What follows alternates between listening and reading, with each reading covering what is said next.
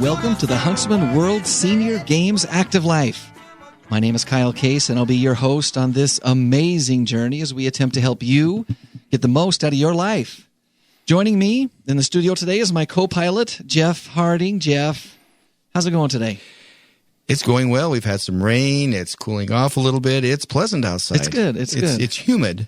Well, it is humid and smuggy, but it's the time of year where we start to feel like we're going to turn a corner. And then it'll switch on us, and we'll realize that we haven't turned the corner yet. We think we're done. We're still working on it. Mother Nature's just turning us over, putting us back in the oven so we get done evenly on both sides. That's exactly where we are. Right. But eventually we get there. Yeah. Yeah. Thank heavens. Yeah. So today we're going to talk about this topic again. This is one that we hit on fairly regularly. So it's either stretching, sleeping, or losing weight. It's losing weight. Losing weight. I want to talk just a bit once more about maintaining a healthy weight, really. Not about losing, but about maintaining a healthy weight. Which is really a challenge. It's important, and it's a challenge. It's hard to do. Here's a question. Okay. Jeff, over the course of a day, why do we eat too much? In my case, it's because I just love food. Well, so that's a realistic answer, right? I think there's lots of reasons. I think sometimes people are they're bored, so they don't know what else to do, so they eat. Right, I think that happens. Or they're feeling stressed and eating. And chewing seems to resolve some stress issues. All those things are true. Also, I think sometimes we're just hungry. Well, that too. Right? I mean, we eat because we're hungry. I never get hungry because I eat so often during the day that I never get to the chance, and I never had the chance to get hungry. But I see. So you don't know that sensation. No. Well, one of the ways to eat less would be to be less hungry. That's Does that true. make sense? There's some logic there. So if we choose foods that keep us from being so hungry so often, maybe we would eat less. As long as they're tasty foods, because you want to have something that tastes good that makes you feel full. I agree.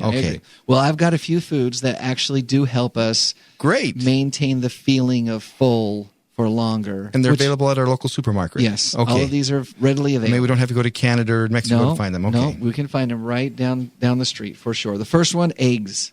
I do like eggs. Do you like eggs? I do. I like eggs too. I only like scrambled eggs though. Oh, I like them. I don't like fried eggs. I don't like boiled eggs. I like hard-boiled eggs. You like them all over the place. In fact, we have a neighbor that has 17 or so chickens. Okay. And so occasionally we get a couple of dozen eggs that he brings us. So, yeah. Well, I like eggs too. But again, I only like them scrambled. But it doesn't matter how you eat them. A recent study from Pendleton Biomedical Research Center in Baton Rouge found that overweight people who ate eggs for breakfast take longer to get hungry later. And so the research participants had lower levels of ghrelin, which is an appetite-stimulating hormone that tells the brain to eat, and higher levels of PPY, which is a hormone that helps stomachs feel full. They say that eggs are a perfect combination of protein and fat, so they're more satisfying than many other breakfast foods. But there's cholesterol, right? Right. We hear about that all the time.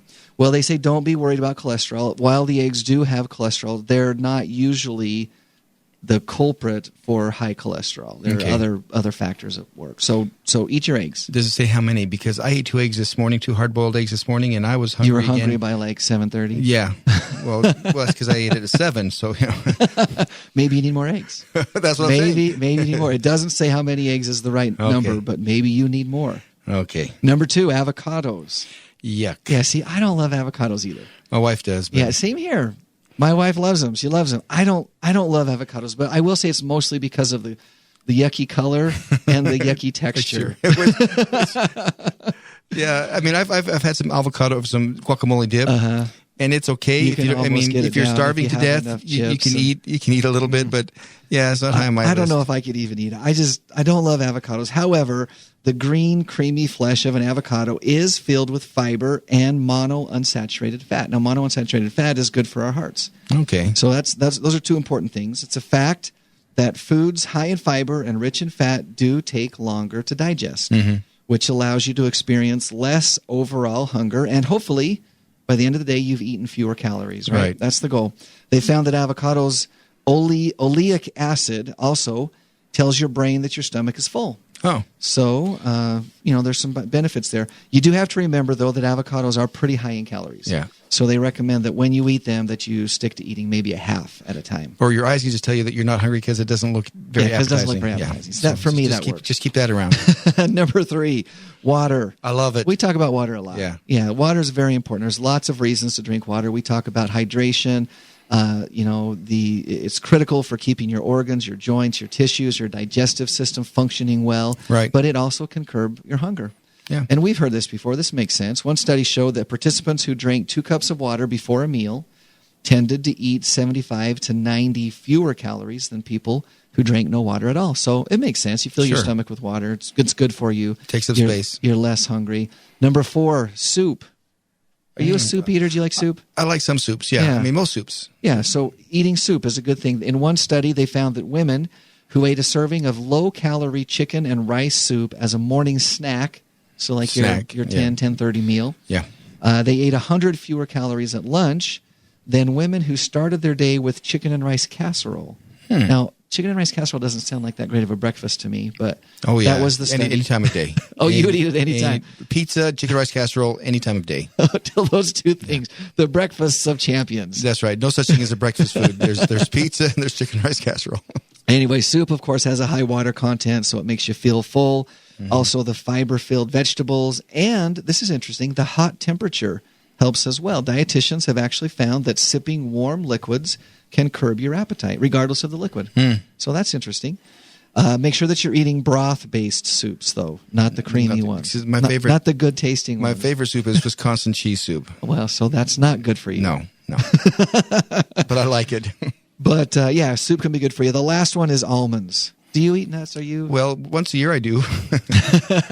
And when is that? That's during the games because we have a man that comes and sells almonds from California. Well, that's about the time when I eat almonds, too, interestingly enough. Yes. Yeah, so almonds, all nuts have heart-healthy fats, but almonds contain the most fiber per serving. And, of course, the fiber helps you feel full longer. If you eat about 15 almonds between lunch and dinner, it might help you stave off that 4 o'clock dip in energy that we oftentimes experience. And that might help you avoid those cookies in the break room, are there sometimes. That'd be, you said 14 or 15? Yeah. So that'd be 7 Almond Joys. Okay. So you've done the math. You're good.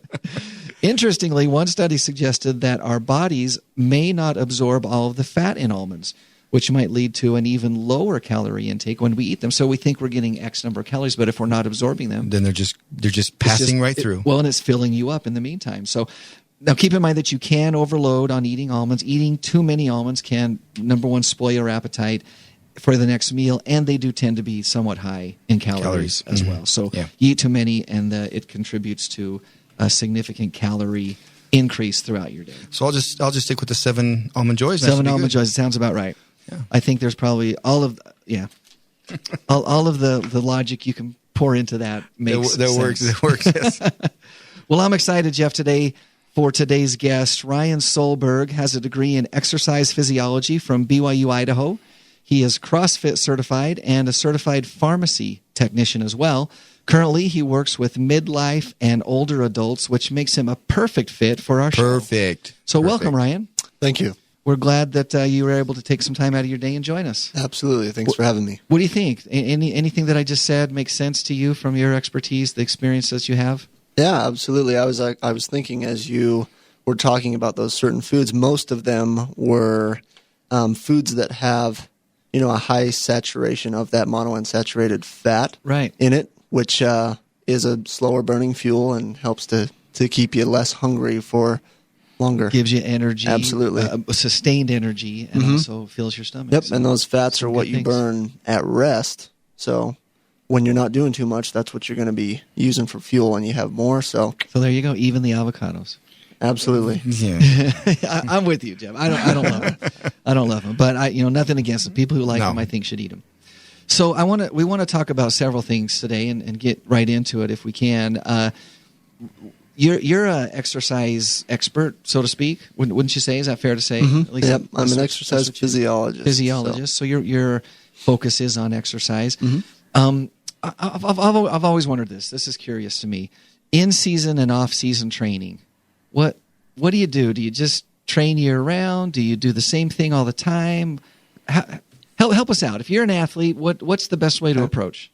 Yeah, so I think a lot of people, when they don't know, they do take the wrong approach, and that's they find a certain sport or something that they're good at, and they just do that sport over and over and over all the time and over. thinking that the more I play, the more, I'm going to increase my skills at that certain sport. Whereas we know in the exercise science field that can lead to overuse injuries, overtraining, and all that. So in-season and off-season training are completely different stories. So that's counterintuitive a little bit, right? Mm-hmm. I mean, if you were to follow your logical line of thinking, you would say just what you said at the beginning. Mm-hmm. If I want to be the best basketball player, then what I need to do is never not play basketball. If I want to be the best football player, the best runner, the best wrestler, I need to be doing those things all the time. And you're saying that's actually not the case. Right, yeah. So your body has to recover sometimes. Your body has to take a break from certain things. And so yeah, absolutely. You have to change things up, and you have to work on, my main thing is you've got to work on your base. You've got to work on your base of support. Your core, yeah, absolutely. Your muscles, your strength, your metabolic conditioning, all your different pathways in order to become better at your particular sport. So if you're a golfer, which is kind of a year-round sport here in St. George, at least. Definitely here. It's not around the world necessarily because of weather patterns, but here in St. George, it's a kind of a year-round sport.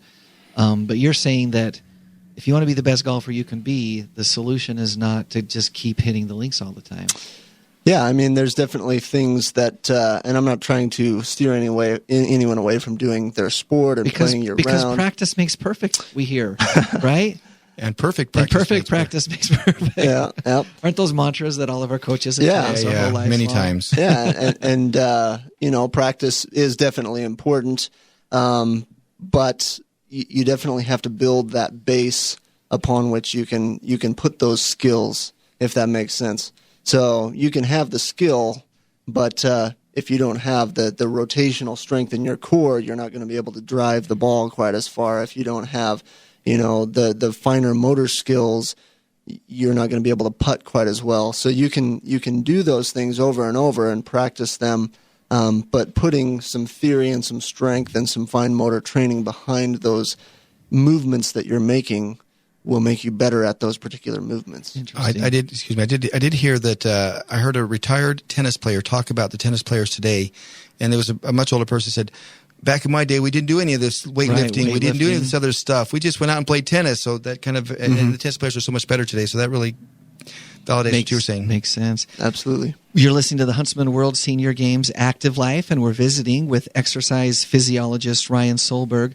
We're talking about the importance of off-season training and actually getting outside of your sport of preference and doing some different things. So you talk about strength and core training and things like that. What exercises do you recommend if you're this golfer who wants to be a better golfer? Yeah, definitely. If you're a golfer, a big part of your power is going to come through your core, the midsection of your body, because your arms and legs are just extremities. They're just, coming off of the core. And so that's where all your power generates. So doing abdominal rotation exercises to strengthen your abdominals and your obliques, that's going to start that swing with some good power, is probably the first place I would start with a golfer if they can rotate through the spine. Yeah. And a lot of people do have, certain impairments, and then we would work otherwise. But taking a systematical approach and starting at the core and working out from there. So I would imagine that core exercises would probably be important for any sport, but it sounds like you're alluding to the idea that different exercises will benefit different athletes that compete in different sports, right? Right. So if you're a golfer, you've just suggested that maybe some core exercises make sense so that you can rotate through on your swing, and I think that does make sense. There's logic there. What about if you're a softball player? Swinging the club, swinging the bat is kind of the same deal. But with baseball, softball players, a lot of the damage that you'll see is through the elbow and through the rotator cuff. And so we always try to help people to especially warm up the rotator cuff with internal and external rotations through that shoulder joint. to keep that nice and safe and strong, because they go through some serious stress when you're throwing a ball and especially, baseball more than softball with the pitching, but the outfielders have to really throw that ball anywhere in on the field you're trying to the shoulder joint and then the elbow can get some pretty good strain on it too. So you do specific exercises that help strengthen those joints and those muscles. Well, then you add in the fact that they're supposed to run a little bit on the softball, either to the bases or to get the ball, but there's a little bit of running involved as well. Right. So a very little bit. Well, we try to have that beer garden right between first and second so they can stop and have a little rest. But some running, right? Yep. So what about runners? Because usually runners are the people that you see that just never stop running. They're always running. Right. So what would you recommend for a runner? Yeah, they become addicted. Yeah. So there's periodization, which is a theory of training where you will peak when your race is. And so you'll start by just doing some basic strength training, not quite running as much so that you don't get those overuse injuries, and knees and hips and everything can recover and recuperate. So you start with just your basic kind of in the gym strength training. As your race comes closer and closer to the time that you're going to be running, it becomes more and more sport specific. And that's the same with any sport, not just running. But you'll transfer from, spending maybe a little bit more time in the gym strengthening your hips and your knees and the muscles around them that will support you while you're running to keep you safe, to more running and getting more sport specific as your race day is approaching. So you're not necessarily stopping running. You're just maybe cutting back a little bit, strengthening some of these other areas, and then building back up into your running as you get closer to the race. Exactly. That makes sense. Yep. I like that. Let's talk about the fitness pyramid. Okay. What is the fitness pyramid? Okay. So, I've talked about having a base to support your sport throughout, the last few minutes. And so you have to start with something to build up to your sport and have those technical skills. So the base of my fitness pyramid is your nutrition and the fuel that you're putting into your body. And we've talked about that a little bit today. So that's your base of support. You've got to put the good stuff into your body to get the good quality energy out and be able to, if you're a runner, you have to do your certain macronutrient needs and everything like that. On top of that, then you're going to need to start with your metabolic conditioning and get your heart and your body ready to actually start moving. Then you can focus on the more specific things like your strength and your weightlifting and things like that, and finally ending on the top of the fitness pyramid with your particular sport. That's kind of your treat for getting everything else in line. That's the treat. I like that. That's interesting. And it's most of us probably invert the pyramid, don't we? Mm-hmm. Like we just focus right on the skills of that particular sport that we're involved in, and we'll worry about our nutrition, maybe even the very last thing. Mm-hmm. I mean, that just tends to be the way that it is. Interesting. Tends to happen, yep, because we like to do what's fun for us. Yeah. And, eating healthy fun. Is not always fun. Eating is fun. Eating is fun. You got that Eating right. Healthy is hard. Back to Almond Joys. Well, yeah, if we must. Interesting. So, obviously, the Huntsman World Senior Games is an event that is for senior athletes. Right. Age 50 and over. We have people that come from all over the world. Any specific training advice or recommendations that you might have for senior athletes, people who are, like I said, in that 50 and over category? Okay. Yeah, so everybody is built differently. We all may look fairly similar, but everybody's going to have some sort of an impingement or something that they'll have to pay a little bit more attention to, especially in the middle age and older. We get our bodies that like to slow down on us a little bit, and our muscles like to atrophy, and you get more tired, and you don't have as much energy to go out and train. So the main focus that I would work on with an athlete is to try and minimize, if not reverse, the muscle atrophy that happens when we become sedentary. Sedentary, right. Mm-hmm. So we're back to weight training, resistance training of some sort. Yeah, definitely some resistance training is important. Whether you're a runner or whether you're a golfer, that is definitely important because, the old saying goes, if you don't use it, you lose it. Well, it goes also beyond muscles to bones. Absolutely. Yep. You can lose bone density by without resistance training. Yep, you've got the osteoporosis and osteopenia, and that loading those bones will help to at least minimize the effect of osteoporosis.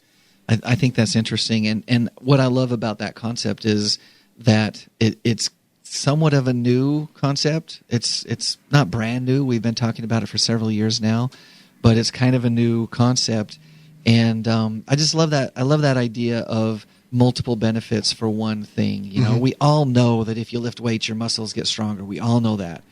That's not a surprise, but I love the idea of, your muscles get stronger. That's important, but your bones also get stronger.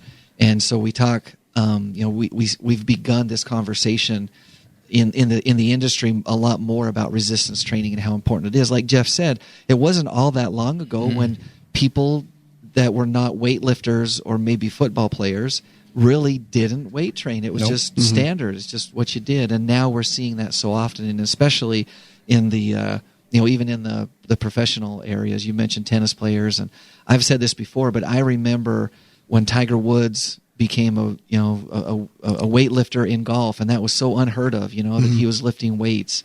But now everybody does. Yep, it's the way that it works. Awesome. Well, that's about all the time that we have today, Ryan. But thank you so much for joining us. We appreciate your expertise. Absolutely. Thanks for having me. So, Jeff, we're there. Yeah. Well, before we get there, let me just throw this out there: the Olympics. We're there. Yeah, we're there, right? I love the Olympics. I knew that was the right answer. I just didn't know what the question was. I know not everybody watches them, but I love the Olympics. I just get excited about it. And if you're like me, if you feel inspired, like I do, by watching these athletes be the very best that they can be, and if you're 50 and over, why not come and be a part of this Olympic style event? That's right. This is just for you guys. So this is. It's exciting, but now is the time. Right. That's what you were referring to when you said. Well, that was the other time too. Yes. Yeah. Now is the time to register for the Huntsman World Senior Games. Registration actually closes on September 1st, so we're getting close. Less than a month away. Get ready. Get online. It's very easy to do. Visit seniorgames.net, and you can register for the sport of your choice. And we have a couple that are closed, but most of our sports are still open, and we're good to go. Lots to choose from. So come and be a part of it. We actually already have over 9,100 total athletes that are registered. That's right. And we're still anticipating up to a couple of thousand more. Right. Even. So be one of those. Yeah, it's our 30th anniversary year. We have a goal to register 10,950 people, and that is because there are that many days in 30 years. In 30 years, right? So we're celebrating. So be a part of that. It's fun. The dates for the Huntsman World Senior Games this year are October 3rd through the 15th, and we've been talking about it all year long, but it is our 30th anniversary. We are giving away registration fee waivers from our Facebook page. So if you're interested in getting a registration fee waiver, go to facebook.com/World Senior Games and visit often, where you can see your chance to win. Remember that you can listen to this and any previous episode right from our website at seniorgames.net. Our inspirational thought for the day from Arnold Palmer: it's a funny thing, the more I practice, the luckier I get.